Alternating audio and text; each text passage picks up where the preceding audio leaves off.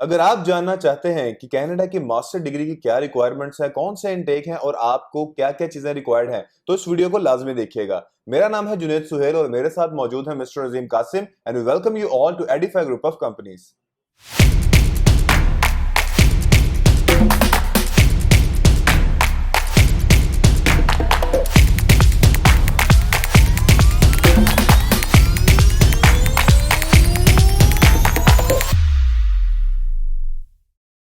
अस्सलामुअलैकुम, नमस्ते, आदाब, सत श्री अकाल। आज की इस वीडियो में हम आपको खुशामदीद कहते हैं और इस वीडियो में आज हम आपको बताएंगे कि कनाडा में मास्टर डिग्री के लिए क्या रिक्वायरमेंट्स हैं और आपको क्या-क्या चीजें रिक्वायर्ड हैं अगर आप कनाडा के अंदर अपनी मास्टर डिग्री को परस्यू करना चाहते हैं।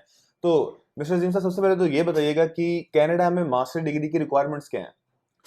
जिन्हें जो इसकी मास्टर्स की रिक्वायरमेंट है पहले तो यहाँ पे एक जो कन्फ्यूजन है स्टूडेंट्स के अंदर वो मैं ख़त्म कर दूँ कि हमारे यहाँ पे जो ऑनर्स की डिग्री है 4 साल की, काफ़ी स्टूडेंट्स उसको समझते हैं कि ये इक्विवेलेंट टू मास्टर्स है, तो मेरा आगे पीएचडी में एडमिशन करवा दें। तो बेसिकली जो आपकी जो यहाँ की पाकिस्तान की 4 साल की ऑनर्स की डिग्री है वो आपकी मास्टर्स की इक्विवेलेंट नहीं है। अंडर ग्रेड की डिग्री है, लेवल 6 की डिग्री है, 16 साल की एजुकेशन है।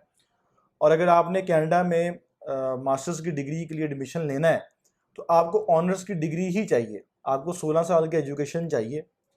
16 साल की एजुकेशन कैसे बनती है आपकी? आपका इंटरमीडिएट या आपका ए लेवल्स है पीछे, उसके बाद आपकी 4 साल की 3.5 साल की आपकी डिग्री है ऑनर्स की, या किसी की 5 साल की जैसे फार्मेसी की या डीवीएम की। तो वो आपकी जो है ना वो डिग्री अंडर ग्रेड की बनती है। तो पहले तो आपकी जो रिक्वायरमेंट है डिग्री की एजुकेशन की जरूरत वो है कि you should have at least 16 year education. फिर जाके जो है ना आप एलिजिबल होते हैं मास्टर्स में एडमिशन लेने के लिए कनाडा के अंदर। तो अजीम साहब, यहाँ पे जब आपने बात की आपकी जो प्रीवियस एजुकेशन है, आपकी अंडर ग्रेजुएट आपको होना, आपकी अंडर ग्रेजुएशन कंप्लीट होनी चाहिए। जी जी। तो क्या वो लोग जो 2+2 वाले हैं, जैसे बीकॉम और एमकॉम वाले 2-2 साल की जिनकी डिग्रीज हैं, या बीएससी वाले जो बच्चे हैं, वो लोग भी इस कैटेगरी में फॉल करते हैं? जिन्हें बिल्कुल करते हैं, लेकिन डिपेंड अपॉन कि उनका 2+2 की जो मतलब के क्रेडिट आवर्स हैं वो पूरे हो रहे कि नहीं हो रहे। लेट्स सपोज कि अगर एक बच्चा है, उसने हमारे पाकिस्तान में थोड़ा सा ट्रेंड है, पहले बीकॉम किया 2 साल, आईकॉम किया या मतलब कि एफएससी की या ए लेवल्स किया, फिर बीकॉम कर लिया और बीकॉम के बाद जो है ना वो एमएससी कंप्यूटर साइंस कर ली। हम्म। अब इनके जो है वो क्रेडिट आवर्स पूरे नहीं होते, यानी कि बीकॉम के सब्जेक्ट्स हो रहे हैं और एमएससी के हो रहे हैं। अब अगर ये एडमिशन लेना चाहेंगे मास्टर्स में कनाडा में तो वो नहीं होगा। हम्म। तो तो अजीम ये साहब। चीज़ का ख्याल रखना चाहिए स्टूडेंट्स को कि 2+2 अगर आपका बीकॉम और प्लस एमकॉम है, हम्म। अब आपके क्रेडिट आवर पूरे हो रहे हैं। हम्म। ठीक, उसमें भी कुछ यूनिवर्सिटीज़ कहती हैं कि हमें आप ईसीए लेके दें हम्म। वैसे, तो फिर ईसीए के बाद अप्लाई कर सकते हैं हम। लेकिन आपके क्रेडिट आवर जो है ना वो पूरे होने चाहिए एक रेलिवेंट सब्जेक्ट के अंदर, फील्ड के अंदर। तो अजीम साहब, इसकी कनाडा की मेजर इनटेक्स कौन कौन सी हैं? जिन्हें वही जो हमारे नॉर्मली चलती हैं, जैसे जो ऑटोम इनटेक है, जो जिसे हम हम्म। विंटर इनटेक भी कहते हैं, जैसे कि सितंबर और अक्टूबर में जो क्लासेस स्टार्ट होती हम्म। हैं। और एक आपका समर इनटेक है जो आपकी मार्च अप्रैल में जब क्लासेस शुरू होती हैं। हम्म। जो आपका ऑटम इनटेक है, इसका जो सिस्टम है, जो इसका जो एडमिशन्स की डेडलाइंस हैं वो बड़ी क्लोज हैं स्वीडन के भी। स्वीडन की और हम्म। कनाडा काफ़ी क्लोज हैं। 15 जनवरी को मोस्ट ऑफ द यूनिवर्सिटी जो है ना अपने वो एडमिशन्स बंद कर देती हैं। हम्म। और इसी तरह कुछ यूनिवर्सिटीज़ फेब और मार्च में जाके बंद कर देती हैं जो आपके मास्टर्स की जो एडमिशन्स हैं। हम्म। तो आपको 5-6 माह पहले, यानी कि बिफोर हैंड जो है ना, आपको हम्म। अपना एडमिशन्स को डॉक्यूमेंट्स की बहुत रिक्वायरमेंट्स है हम्म। मास्टर्स के लिए, वो भी आपको चेक करना पड़ता है। 5-6 माह एटलीस्ट 1 साल पहले से आपको वर्किंग शुरू करनी चाहिए हम्म। कनाडा के मास्टर्स के एडमिशन के लिए।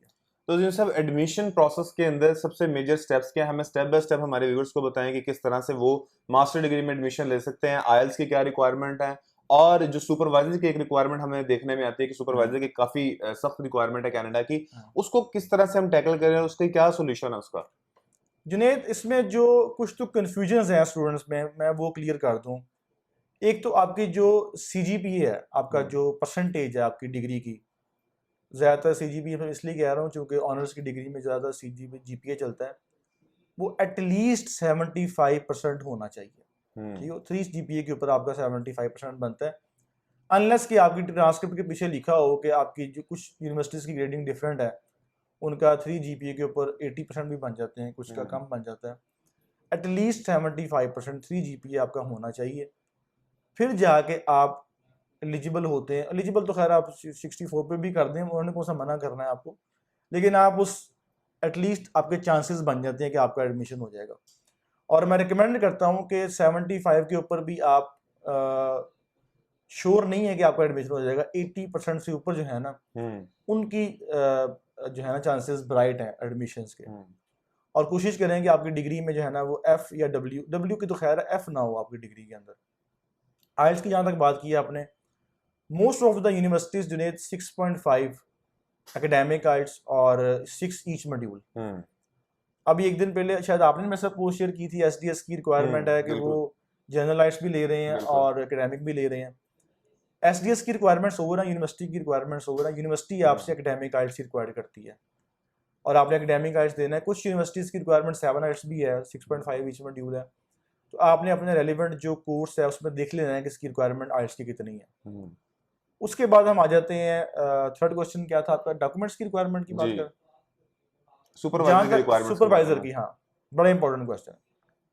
कनाडा के अंदर जो जुनेद मास्टर्स की जितनी भी डिग्रीज है ना 90% उसमें रिसर्च बेस्ड है और उसमें आपको सुपरवाइजर की जो है ना वो सुपरविजन लाजमी है।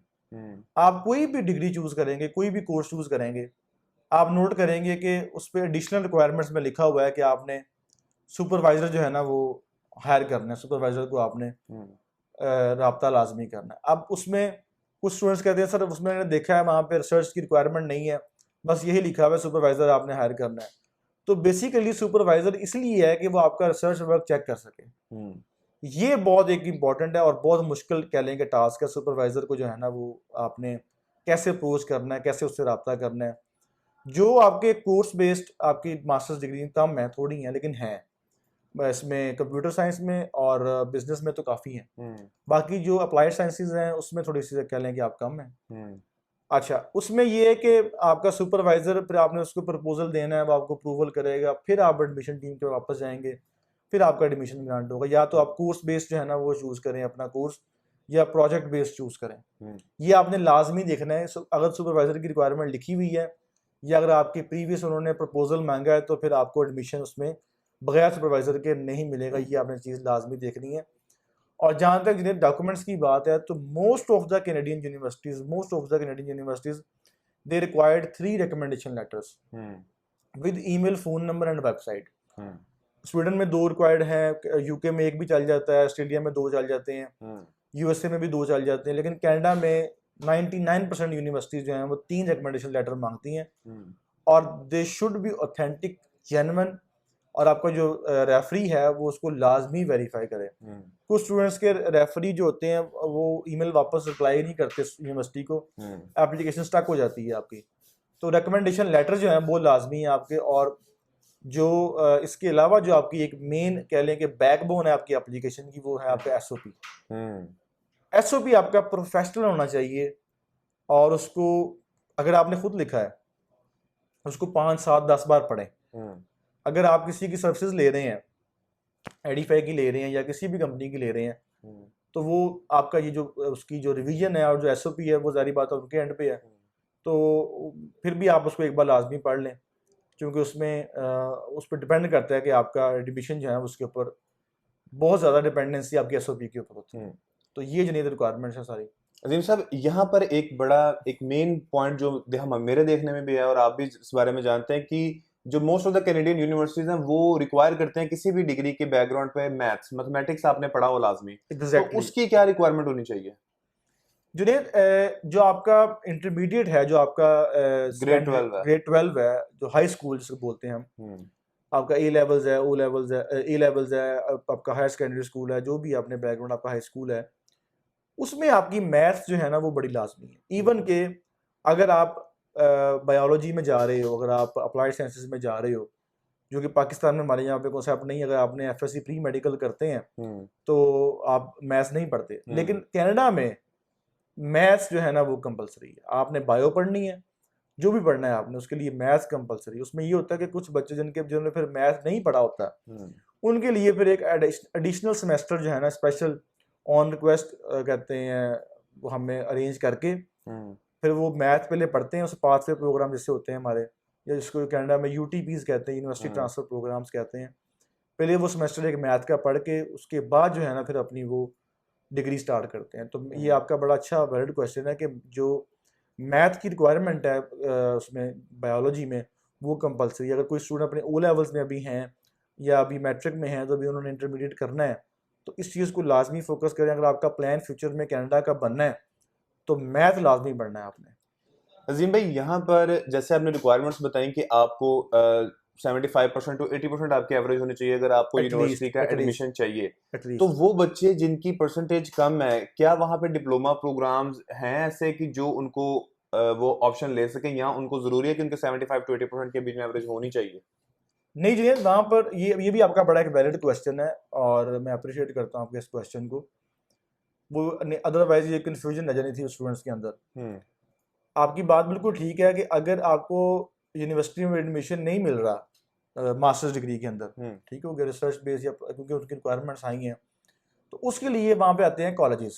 कॉलेजेस के अंदर वहाँ पर आपके पास काफ़ी ऑप्शंस हैं, ग्रेजुएट सर्टिफिकेट्स की, ग्रेजुएट डिप्लोमास की, और उनकी वीज़ा रेशो का कोई ख़ास इतना फ़र्क नहीं है। अगर आप कहेंगे वहाँ वीज़ा नहीं मिलता, अगर आपकी प्रोफाइल जेन्युइन है, आपके रिक्वायरमेंट्स पूरी हैं, तो आपको ग्रेजुएट सर्टिफिकेट ले लें, आप ग्रेजुएट डिप्लोमा ले लें, आप उसमें आपको एडमिशन मिल जाए अगर अच्छे कॉलेज में, तो आपको वीज़ा मिलता है, एसडीएस के अंदर वीज़ा मिलता है आपको।